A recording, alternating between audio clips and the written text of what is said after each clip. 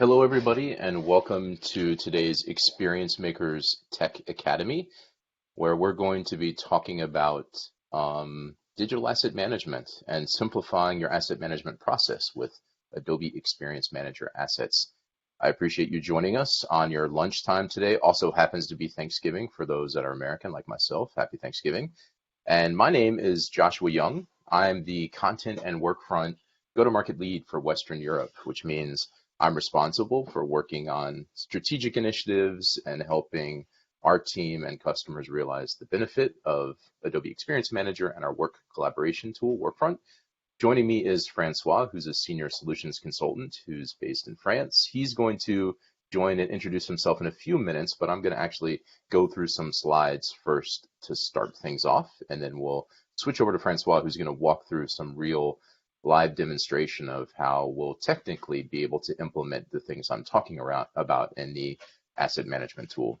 So what's really important about asset management is, there's a lot of different components in the fact that asset management is basically critical for every enterprise business today, in terms of being effective, because there's so many digital channels that you have to create assets for, so many personas that you want to personalize your assets and content to address, that it's important to have an enterprise management content tool in order to accomplish this. But there's also, you must start with understanding the process of how you're going to get your assets into the system. And so there's this whole creation piece, and Adobe, having the very robust Creative Cloud, has a lot of capabilities to integrate between our creation tools and our asset management tools, which puts us in a situation that's easier to ingest those digital assets into Adobe Experience Manager assets, so you can then manage the content and work with different versions, work with metadata, all these different ways that make it possible to manage, go through legal approval processes, and of course, be able to search and actually have those assets be usable when you're managing it within your AEM assets. But then, of course, it's critical to be able to distribute effectively to phones, watches, iPads, IoT devices, AR, VR, and channels that we don't know of today, because there's so many digital channels that need to leverage the assets that we create, so that in the end, people that get to utilize those assets and have a really good experience. So there's this flow of being able to create assets, manage them within a digital asset management solution effectively, distribute across all of the different channels so that end users have the best experience possible, and for that experience to potentially be, hopefully, personalized to them at the right moment in the right time and on the right channel. And this is all important because there's an explosion with the innovation of experience types, and now content experiences and expectations have evolved with an explosion of channels and personas that need to be addressed, that all require, in a lot of cases, different types of assets. You often need a master asset that needs to be created in a number of different variations to address different channels, and also potentially variations to address different personas. And a lot of that is accomplished by metadata and managing your metadata schema, because that's what lets you interact with the assets when it's sitting inside a digital asset management system. So it's super critical that you define, the standards that you're going to use for metadata and keep it consistent, the types of metadata fields you need, how you're going to structure so it's easy to use for authors that are working with the content, and make sure you tag it properly, define a taxonomy for the tags, and also manage rights effectively, because there's also a digital rights component to this. So, that means you're going to have a whole bunch of different types of fields in the schema that authors are going to interact with, from open fields to drop-down lists to tagging. These are all things you need to define in order to get the right process in place so that you can be effective with digital asset management and be in a position where you can search and find and have your system usable by the authors that need to leverage it in order to be able to utilize those assets across all of the different channels. And so that also means that there's this approval process, which is a big component of how asset management should work as well, where authors will be working with content that's been ingested in from creative. They need to put that through an approval flow to make sure that it's approved to be used in all the different channels that those assets will be used. It might be that the author needs to do something again and send it back in the flow. But the objective in the end is to be able to publish all of that, all of the assets when they're completed, so they can then be delivered to the end users and that experience, as mentioned before. This can also be sent back to the creative team because of our integrations with Creative Cloud. It's easy to even work from Adobe Experience Manager assets and the Creative Cloud tools if you need to then go back there. But we also have the ability to have a brand portal. So if there's certain curated assets people need to consume that are managing your brand, you can also do that through the system. So this whole process of approving and publishing is very critical, and defining how that process will work and leveraging our tools is important to have an effective digital asset management system.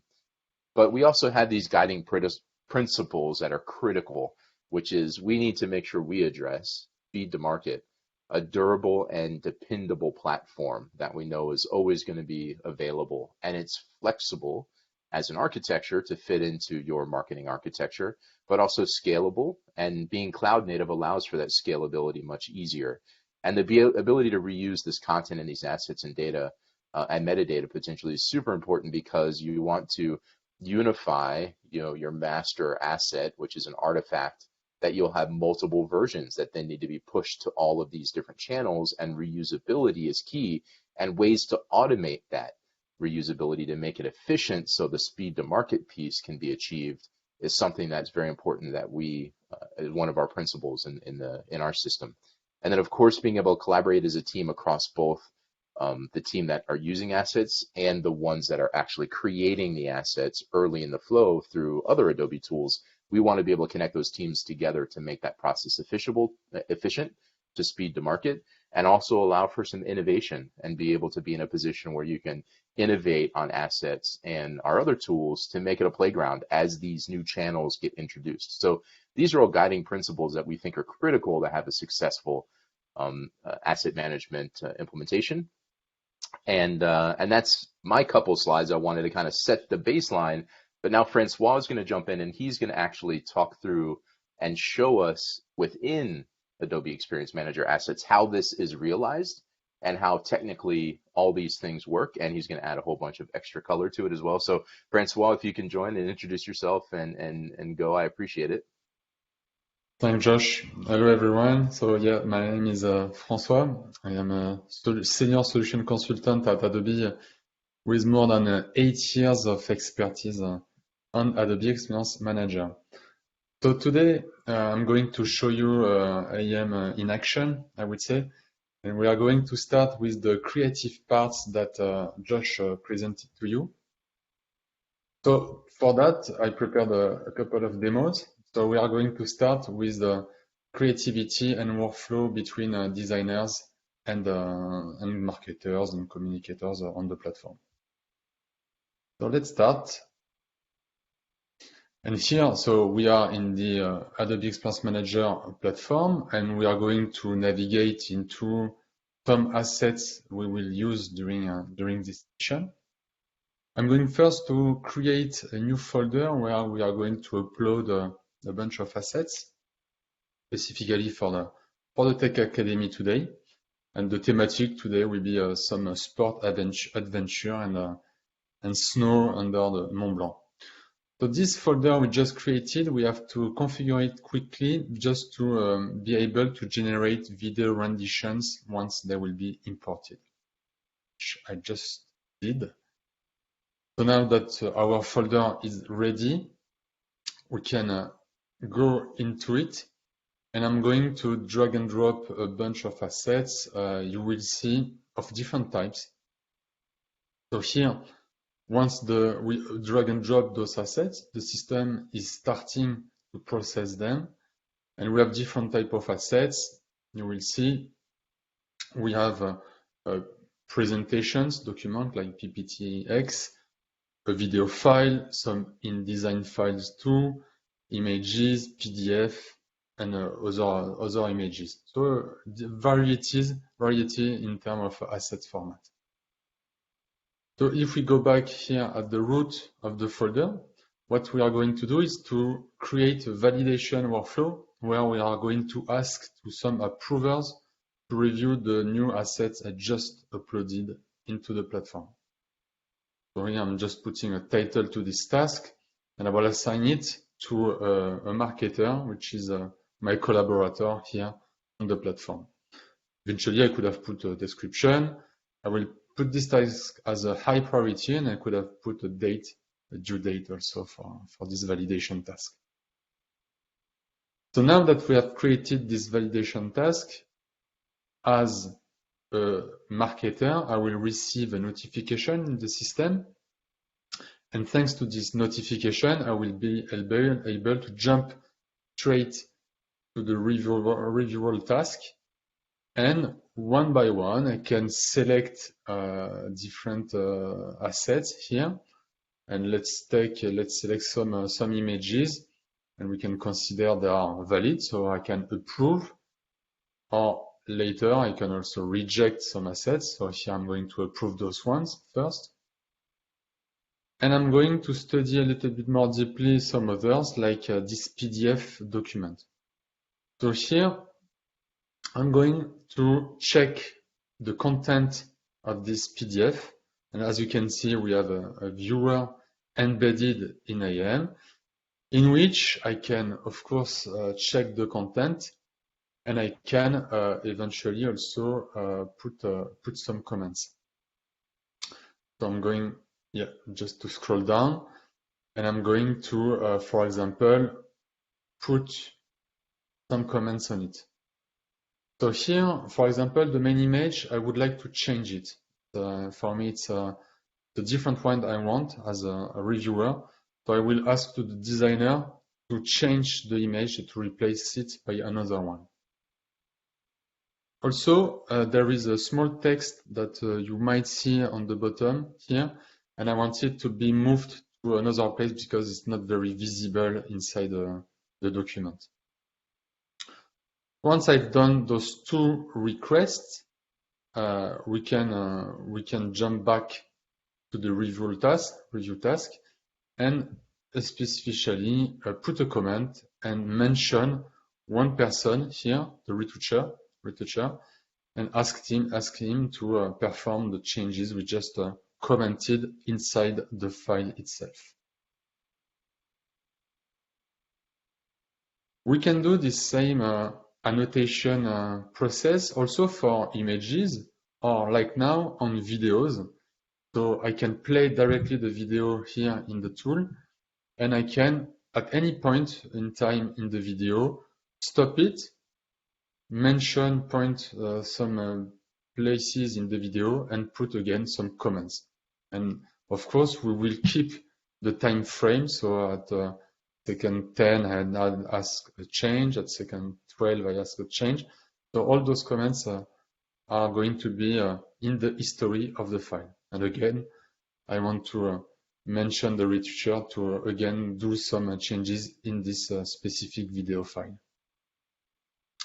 So as you can see, during this validation process, we can interact with the documents, and we can interact with the designers to ask for changes.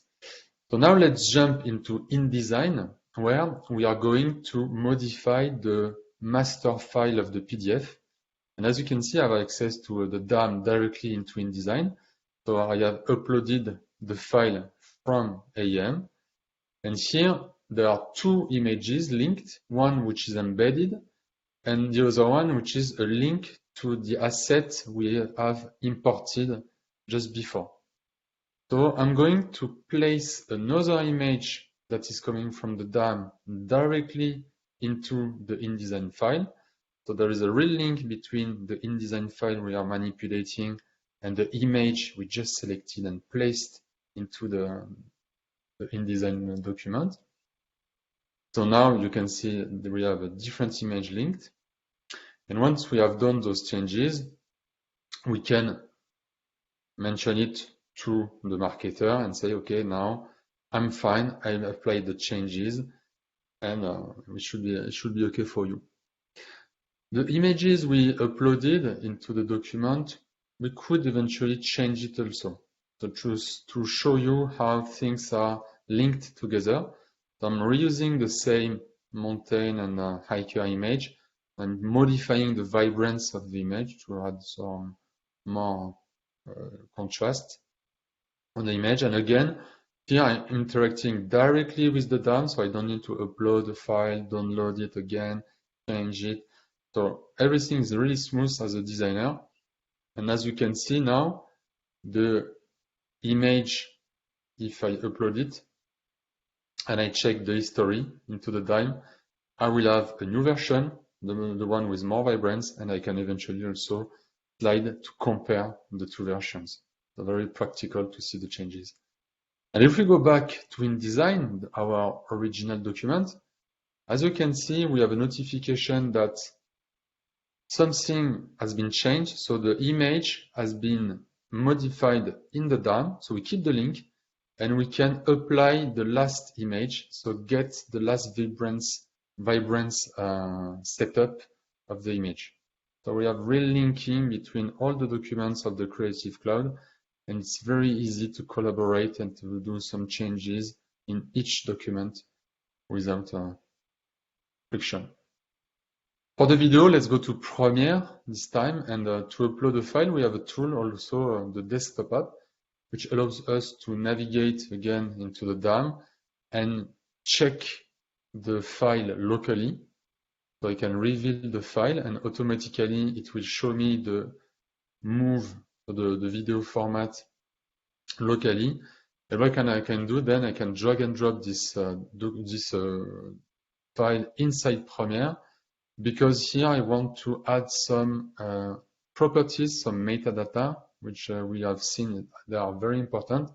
So I'm going to add an author to this video, and I'm going also to add a title to have something more explicit when navigating into the DAM, because this title will be presented in the user interface instead of having just the file name, which is probably a little bit too technical. So once we have done, as you can see here, we see that the file is edited locally. So we have this feedback, and we can upload directly the file into the DAM again to have those properties directly ingested into the DAM. So as you can see here, the file name is technical. It was the original file name. And if I refresh now the interface, you can see that the title, which has been modified in Adobe Premiere, has been embedded into the file metadata. So it's really inside the file itself. And the system interprets those metadata and present them for better user experience. So in this first presentation, we have seen how we can collaborate easily between marketers and designers across different creative solutions like InDesign, Photoshop, and Adobe Premiere. As you can see, it's very smooth in terms of collaboration. Now, if we go to the second topic, and Josh introduces, is the metadata capabilities of a DAM to be able to search and find assets very easily.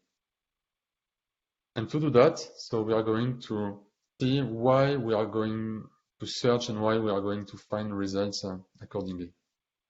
So of course, into the asset manager, we can find things by free text search. Here I'm searching for the term Gore-Tex. And this term is included in this Word document. And we have here the preview of the Word document directly to the DAM. And as you can see, yes, the term is present. And of course, if I search for waterproof, I will have the same result. I will have the same document. So you can see, easy to search and easy also to highlight why this document has been found and been found as a result.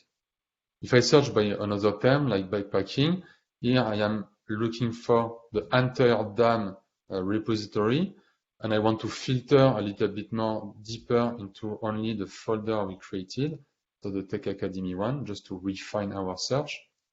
And why when searching backpacking, we found those images, it's because the system, once we upload images or videos or documents, it's enriched with some metadata.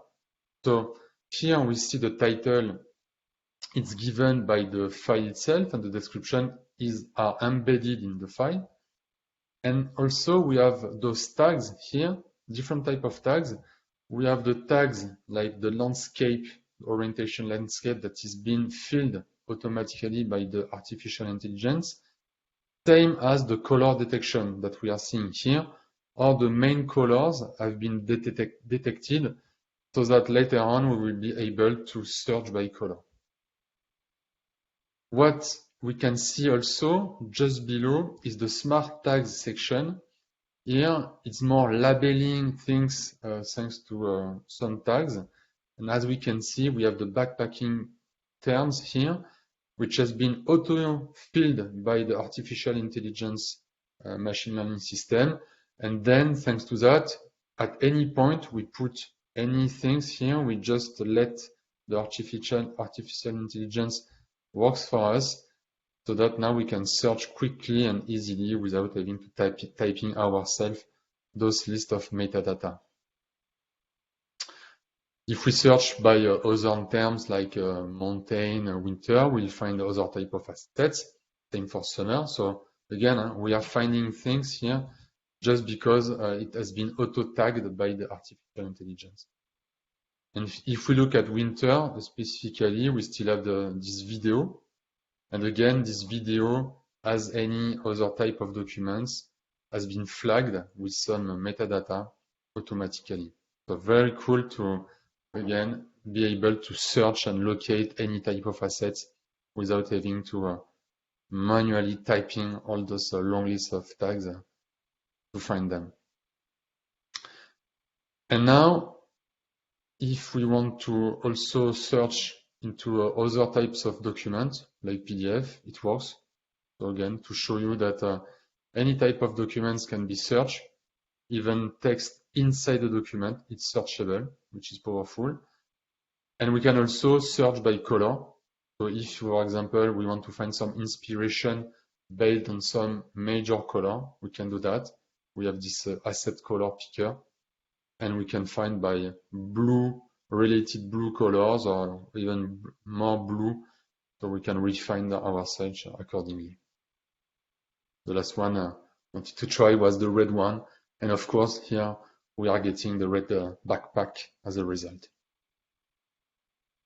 So in this second section of this presentation, we have seen how the system is auto-populating metadata thanks to the artificial intelligence engine embedded in AM. And of course, thanks to that, we are able to search without having to manually tagging everything. Of course, you can still manually tag, but if the system suggests things by default, it's always very, very helpful. Before going to the next demo, I wanted to introduce a new stack which we combine with our asset manager, which is called App Builder. And App Builder is the foundation for manipulating and generating all the renditions in the system. So in the past, if you knew already AM, we were generating all the renditions directly into the product, so that if you were ingesting large files, then you might see the kind of slowness of the system because of you were ingesting large videos or large PSD files, for example.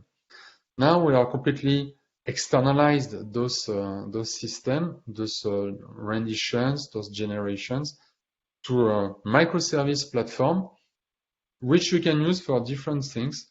You can use it for what we call the core service extensibility, which means extending AM itself. Or you can use this microservice platform for interconnecting AM with other services, internal or external, which is a nice way to architect that.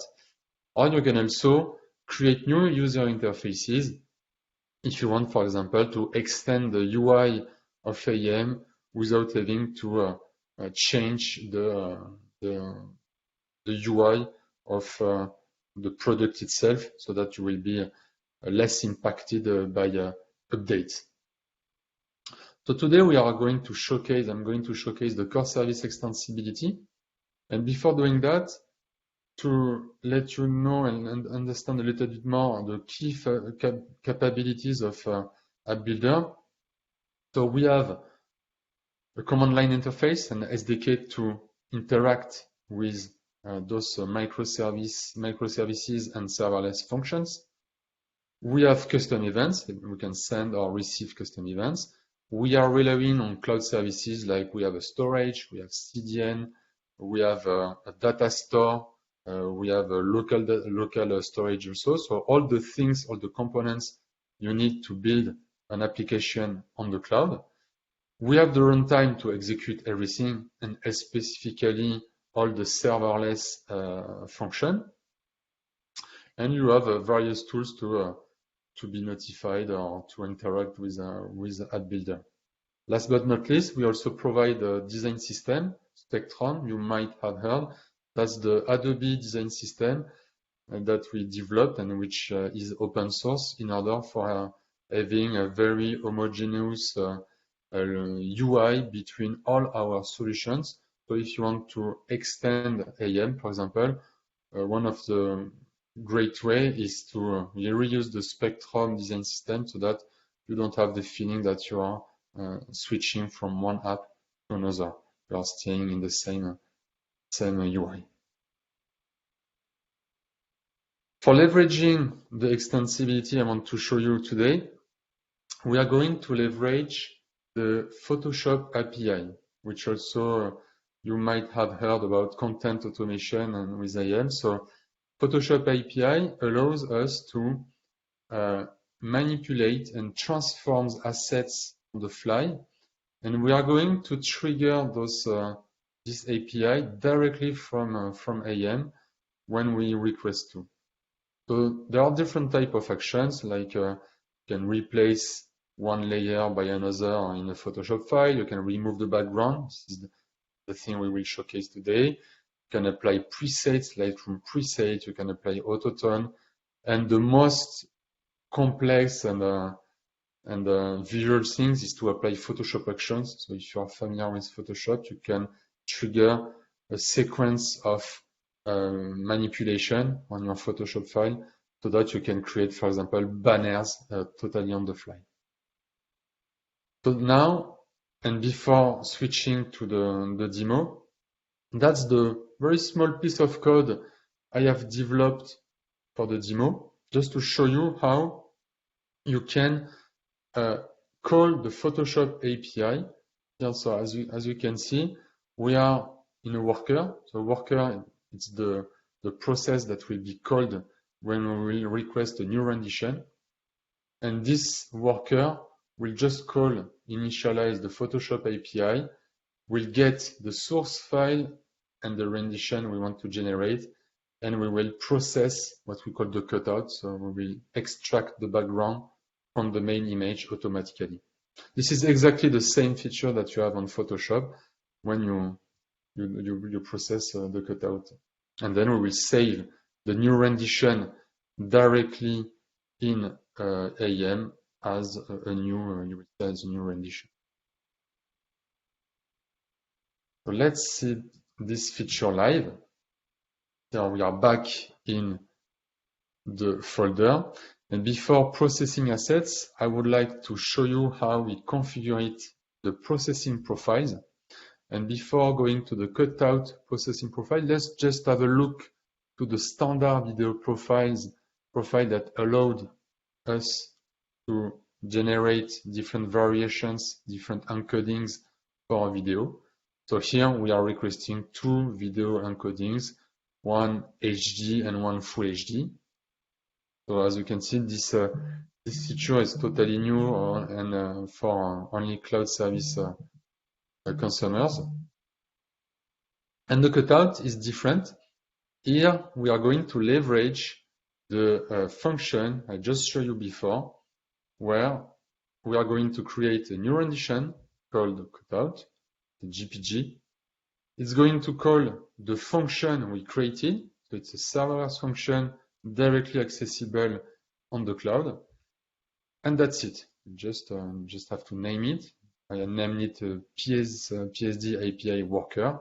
And I just have to call this function. And it will receive in parameter the original file. So let's do it. Let's go back to the folder where we have uploaded those images in the Tech Academy folder. So let's apply this transformation on those 3 files, and I'm going to process those files, selecting the cutout processing profile. Okay, so it will call this cutout on those 3 selected files. Once it is ready, so for now it's still processing. We are going to wait for the completion of the process, and once it's ready, we can go into the rendition characteristic. So as you can see, and as you might know, we generate standard static renditions. And here we have a new one, the cutout, which if I click on it, I will get the produced cutout by the Photoshop API. And again, it's leveraging some AI to automatically know exactly what is the center of interest of this image. Here, the hiker and his backpack, and it removed all the background automatically. And we have the same, we should have, but let's see, we have the same result for the 2 other images. This other hiker, which you can see is quite clean in terms of cutout processing. And again, with this other hiker, we have this produced result. As you can see, it's quite efficient in terms of file processing. You don't need to ask to a designer to do this cutout for you. You can trigger directly the sections from AEM, and automatically you will have the production of the file.